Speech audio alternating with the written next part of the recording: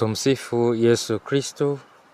Kwa majina naitwa Padri James Mogela, Padri Usiache Kutabasamu, paroko wa parokia Mtakatifu Nikolaus Kikeo Uraya, Jimbo Katoliki Morogoro. Napenda kumzungumzia marehemu Mwazama Polycarp Kardinali Pengo, namna ambavyo nilivyomfahamu na namna ambavyo walivyopanda mbegu ya wito wa upadri katika safari yangu ya wito. Sijajua ni lini hasa ambapo nilipata hiyo hamu ya kuwa padri, lakini katika maongezi yangu na kupiga stori na mama yangu mzazi, alishawahi kuniambia wakati nikiwa mdogo, tukienda kanisani parokia Takatifu Mashahidi Uganda pale Magomeni, nilikuwa naonesha mkono wangu sehemu ambapo padre anafanya maazimisho, yani ataleni, namwambia mama pale, mama pale. Kwa hiyo katika akili ya utoto yeye hakufahamu nini ambacho nilichokuwa na maanisha, lakini naamini tangu wakati huo ndipo hiyo hamu ya kupenda kuwa padri ilianza.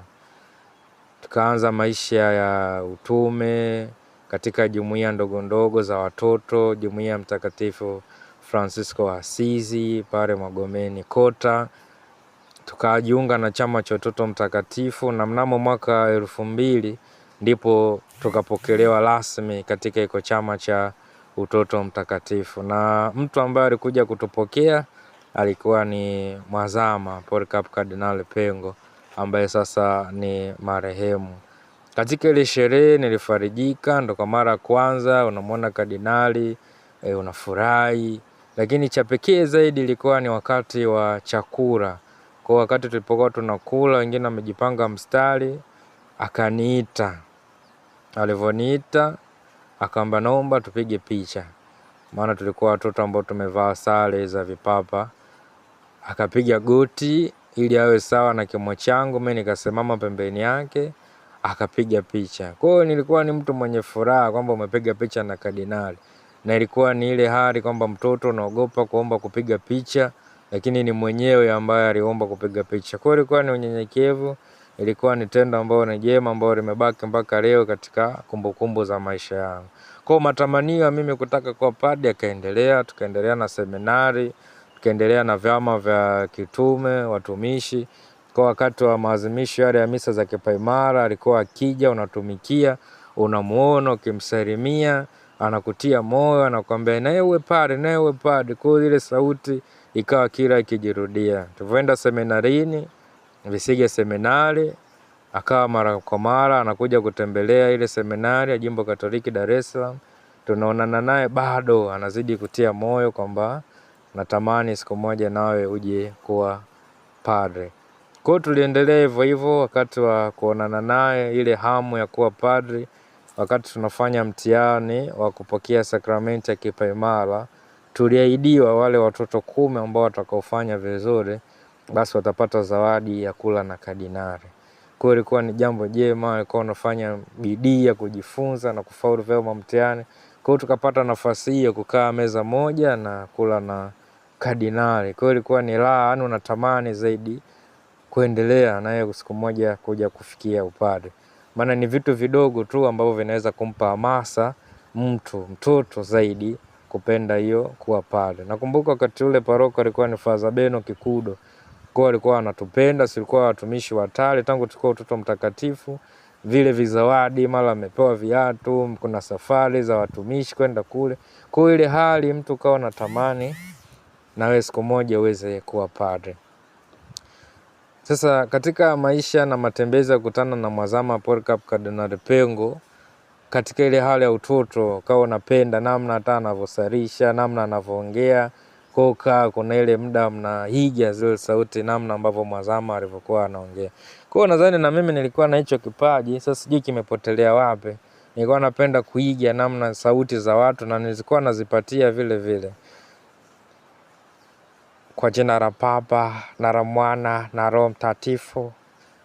Watoto wapendwa, mmekubali leo hii kujiunga katika shirika la kimisionari la Utoto Mtakatifu Basi kwa ilikuwa ni furaha ya kuonana naye, na ilikuwa tunapenda kujiunga na iko vyama.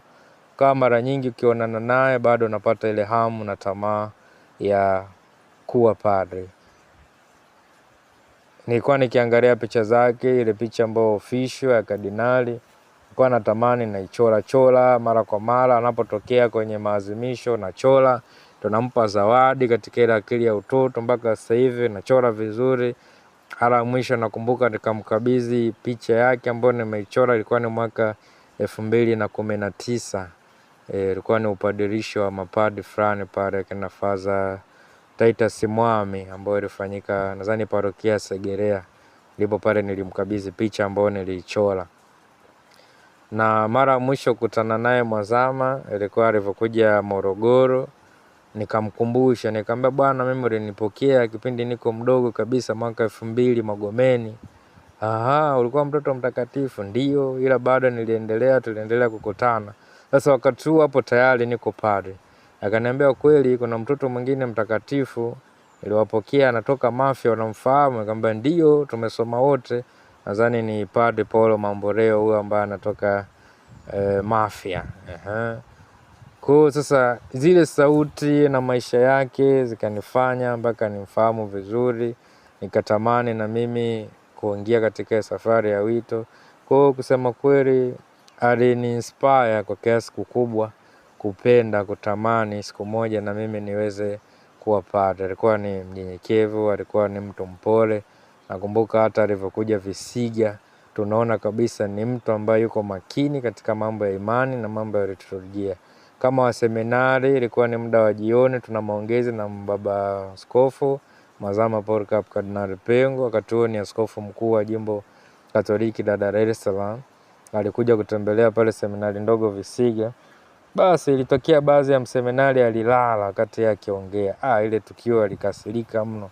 Yaani mimi naongea alafu umelala, unamaanisha utakuwa padi vipi? Yaani ilikuwa mpaka leo imenifanya na mimi kuwa imara, kujizatiti katika mambo yale ambayo ni ya msingi, kutilia maanani pale ambapo unapokuwa na maongezi na mtu ambaye mkubwa, kwamba kila kitu anachokiongea ni baraka, kina baraka ndani yake. Kwa naamini kukutana naye tangu mwaka ambao nilikuwa mtoto mpaka nakuwa mtu mzima, kwa kiasi kikubwa alinifanya niwe hivi nilivyo, na nimetamani maisha ya upadri. Nimekuwa padri na daima ataendelea kubaki mwombezi wangu huko mbinguni. Apumzike kwa amani. Raha milele umpe Bwana, na mwanga milele umwangazie. Apumzike kwa amani. Amina.